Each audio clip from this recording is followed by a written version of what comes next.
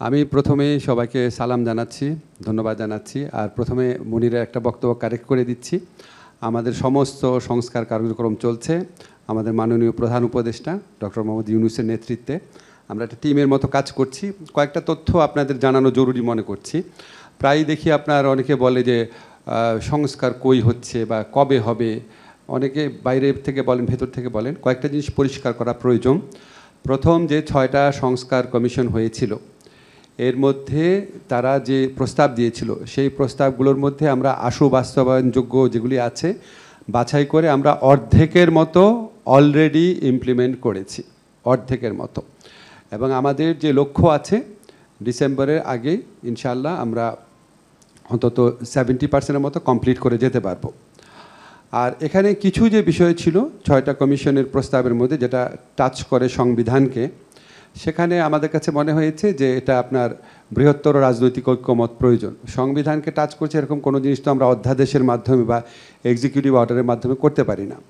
তারপর আমি ঐক্যমত কমিশনের সভাপতি আলী রিয়াজ ভাইয়ের সাথে কথা বলেছি যে কিছু বিষয় উপস্থাপন করা হয়েছে এমনভাবে যেটা সংবিধানকে টাচ করে, আসলে টাচ করে না।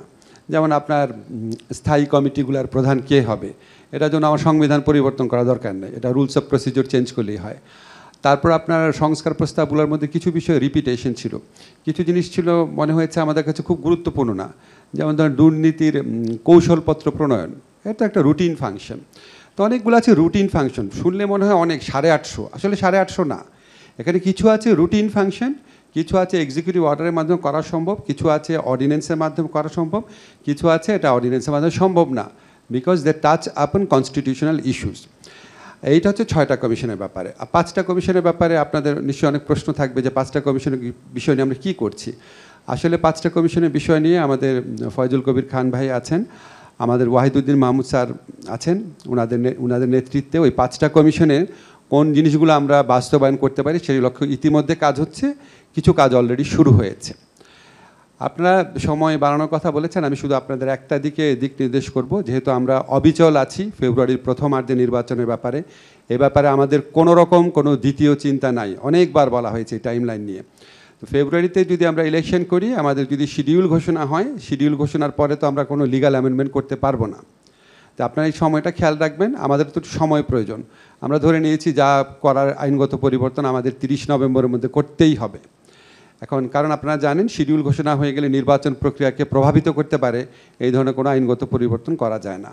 ফলে আপনারা খুব ইনডিফিনিট সময় পাবেন, এটা বোধহয় আমার মনে হয় না।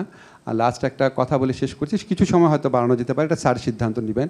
লাস্ট একটা কথা বলি, আমার কাছে মনে হয়েছে আপনাদের কথা শুনে খুব আশাবাদী ফিল করি। আপনারা সবাই চান একটা ভালো সলিউশন হোক, সবাই মিলে ঐক্যমতের মাধ্যমে হোক। তো আমি একটা জিনিস বিশ্বাস করি, একটা হাদিস আছে, অবশ্যই কর্মের ফলাফল নিয়তের উপর নির্ভরশীল। সবচেয়ে বড় ইম্পর্টেন্ট জিনিস হচ্ছে মানুষের নিয়ত। আমাদের যদি নিয়ত থাকে যে আমরা গণ অভ্যুত্থানের যেই ঐক্য আছে সেই ঐক্যকে ধরে রাখবো, আমরা দেশকে ফ্যাসিবাদ ফিরে আসার সুযোগ কোনো রকম দিব না, আমরা আমাদেরকে বিপদগ্রস্ত করব না, এটাই যদি আমাদের সবচেয়ে বড় নিয়ত হয়, তাহলে সমাধান কোনো কঠিন ব্যাপার হবে না বলে আমি বিশ্বাস করি। ধন্যবাদ সবাইকে।